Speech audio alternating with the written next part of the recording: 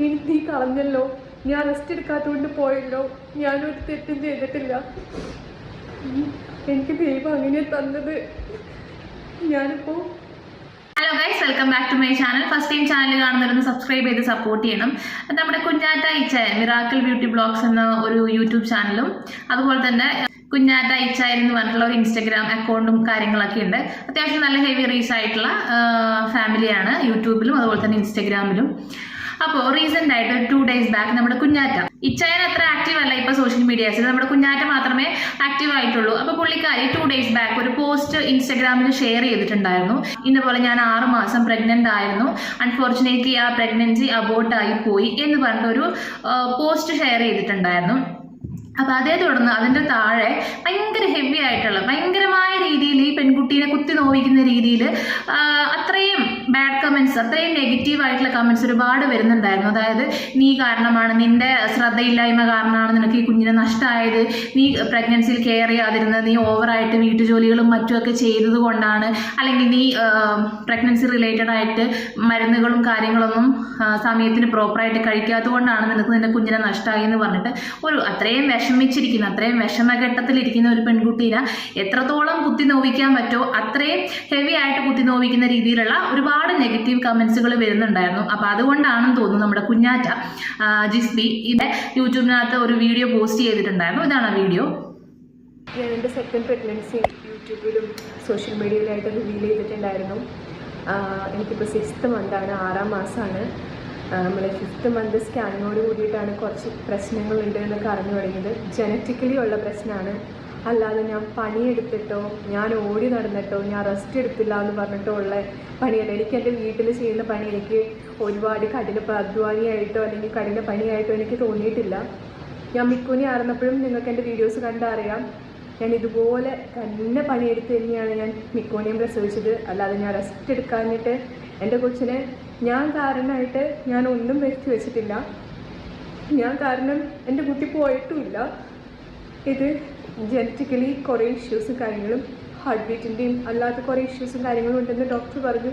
ഞാൻ പ്രത്യേകം ഡോക്ടറോട് ഞാൻ ചോദിച്ചു, ഞാൻ എന്തെങ്കിലും കഴിക്കാഞ്ഞിട്ടോ അല്ലെങ്കിൽ ഞാൻ എന്തെങ്കിലും ചെയ്തിട്ടോ അല്ലെങ്കിൽ എൻ്റെ പ്രോബ്ലം കൊണ്ടോ ഞാൻ റെസ്റ്റ് എടുക്കാത്തതുകൊണ്ടോ അല്ലെങ്കിൽ ചൈൽഡ് എന്തെങ്കിലും ഇതും കൊണ്ടൊക്കെ ആണോ, എൻ്റെ മെൻ്റലി ഇതും കൊണ്ടൊക്കെ ആണോ എന്ന് ഞാൻ ചോദിച്ചിട്ടുണ്ടായിരുന്നു. അപ്പോൾ ഡോക്ടർ ജനറ്റിക്കലി ഉള്ളതാണ്, ഇതൊന്നും അങ്ങനെയല്ല, ദൈവം ഇങ്ങനെയാണ് തന്നേർന്നേ എന്നാണ് പറഞ്ഞത്.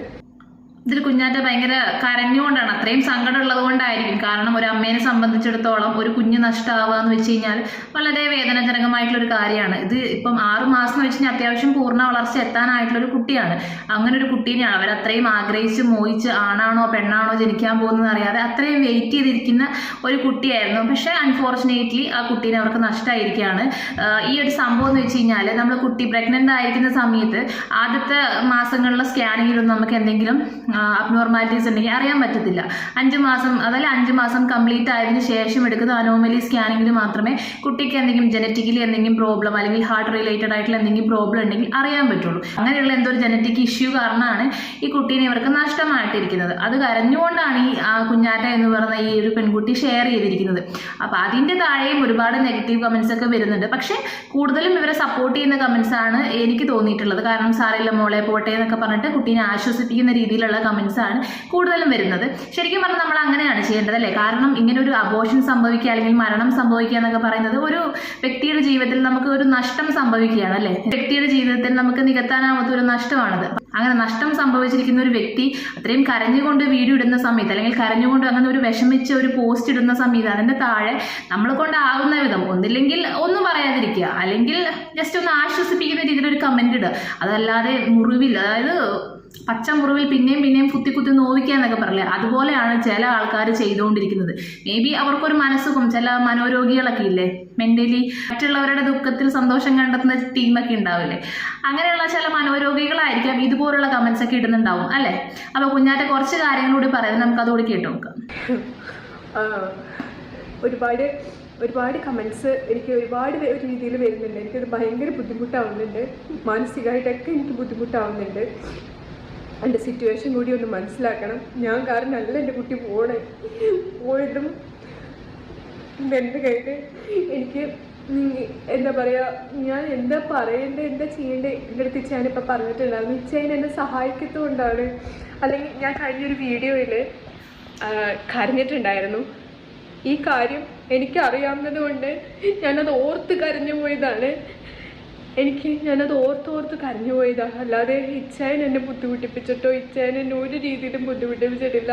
വീട്ടിലെ പണി ചെയ്യാൻ ഞാൻ ചെയ്യുമ്പോഴാണ് കംഫർട്ടബിൾ. അല്ലെങ്കിൽ ഇച്ചാനിപ്പോൾ വേറെ ഒരു ഇതിനായിട്ട് നിൽക്കുന്നില്ല. അപ്പോൾ എനിക്കത് ചെയ്യുമ്പോഴാണ് എനിക്ക് ഭയങ്കര കംഫർട്ടബിൾ. ഇച്ചായൻ പണ്ടോട്ടേ അങ്ങനെ തന്നെയാണ്. ശരിക്കും പറഞ്ഞിട്ടുണ്ടെങ്കിൽ ഈ കുഞ്ഞാറ്റേൻ്റെ കാര്യം എന്ന് പറയുന്നത് ഭയങ്കര കഷ്ടമാണ്. കാരണം ഈ പെൺകുട്ടിക്ക് വലിയ പ്രായമൊന്നുമില്ല എന്നാണ് എനിക്ക് തോന്നുന്നത്. 24 വയസ്സ് 25 മാക്സിമം അത്രേ ആകുന്നുള്ളൂ ഈ പെൺകുട്ടിക്ക്. അതിനിടയ്ക്ക് ഓൾറെഡി ഒരു കുട്ടിയുണ്ട് ഈ പെൺകുട്ടിക്ക്. പിന്നെ ഇവരുടെ വീട്ടുകാർ, ഇപ്പം ഇച്ചായൻ്റെ വീട്ടുകാരാണെങ്കിലും അതുപോലെ തന്നെ കുഞ്ഞാറ്റേൻ്റെ വീട്ടുകാരാണെങ്കിലും കാര്യമായിട്ട് വലിയ തിരിഞ്ഞു നോട്ടമൊന്നുമില്ല എന്നാണ് എനിക്ക് മനസ്സിലാക്കാൻ കഴിഞ്ഞത്. ഒരു കാലത്ത് ഇടയ്ക്കിടയ്ക്ക് അമ്മൻ്റെ വീട്ടിൽ പോകുന്നതും അതുപോലെ തന്നെ കുഞ്ഞാറ്റൻ്റെ വീട്ടിൽ പോകുന്നതൊക്കെ ഇവർ ഡെയിലി വ്ളോഗ്സിലായിട്ട് കാണിക്കുന്നുണ്ടായിരുന്നു യൂട്യൂബ് ചാനലിലൂടെ. പക്ഷെ ഇപ്പം അതൊന്നുമില്ല. രണ്ട് വീട്ടുകാരുടെയും സപ്പോർട്ട് വളരെ കുറവാണെന്നാണ് തോന്നുന്നത്. ഒരു പെൺകുട്ടി ഗർഭിണിയായിരിക്കുന്ന സമയത്ത് ഏതെങ്കിലും ഒരു വീട്ടുകാരെങ്കിലും വേണ്ടേ ശരിക്കും പറഞ്ഞാൽ ഇവരെ സപ്പോർട്ട് ചെയ്യാൻ. അപ്പം അങ്ങനെ ഒരു സപ്പോർട്ട് പോലും ഇല്ലാതാണ് ആ ഒരു മിക്കു എന്ന് പറയുന്ന ഇവരുടെ 2 വയസ്സായിട്ടുള്ള ഒരു മോനുണ്ട്, 2 വയസ്സായെന്ന് തോന്നുന്നു. ആ കുട്ടീനെ വെച്ചാണ് വീട്ടിലുള്ള സകല കാര്യങ്ങളും ചെയ്ത് ഈ പെൺകുട്ടി മുന്നോട്ട് പോകുന്നത്. അപ്പോൾ അങ്ങനെ പണി ചെയ്തതുകൊണ്ടാണ് വീട്ടുജോലി ചെയ്തുകൊണ്ടാണ് പെൺകുട്ടിക്ക് അബോർഷനായി എന്നൊക്കെ പറഞ്ഞിട്ട് കുറേ ആൾക്കാർ പെൺകുട്ടിനെ പറഞ്ഞു കാണും. അത്രയും വിഷമം സഹിക്കാതെ വന്നുകൊണ്ടായിരിക്കും പെൺകുട്ടി ഇങ്ങനെ ഒരു വീഡിയോ ഷെയർ ചെയ്തിട്ടുണ്ടായിരുന്നു. ശരിക്കും മോളെ എനിക്ക് നിന്നോട് പറയാനുള്ള ഇത്രേ ഉള്ളൂ. നമ്മുടെ ലൈഫിൽ നെഗറ്റീവ്സും പോസിറ്റീവ്സും ഒക്കെ സംഭവിക്കും അല്ലേ, അതാണ് ലൈഫ്.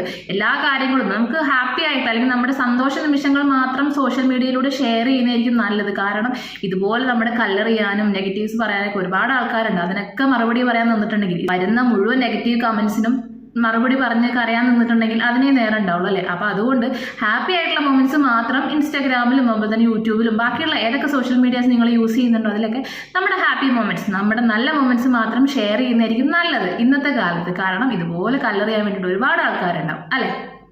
ഈ ഒരു വീഡിയോയ്ക്കകത്ത് കുഞ്ഞാറ്റ ലാസ്റ്റ് പറയുന്നുണ്ട് അവർക്ക് കാര്യമായിട്ട് ഇപ്പം സാമ്പത്തികമൊന്നും വരുന്നില്ല, യൂട്യൂബ് ചാനലൊന്നും കാര്യമായിട്ട് റീച്ചില്ല. ഇപ്പം ഇന്നലെ ഈ ഒരു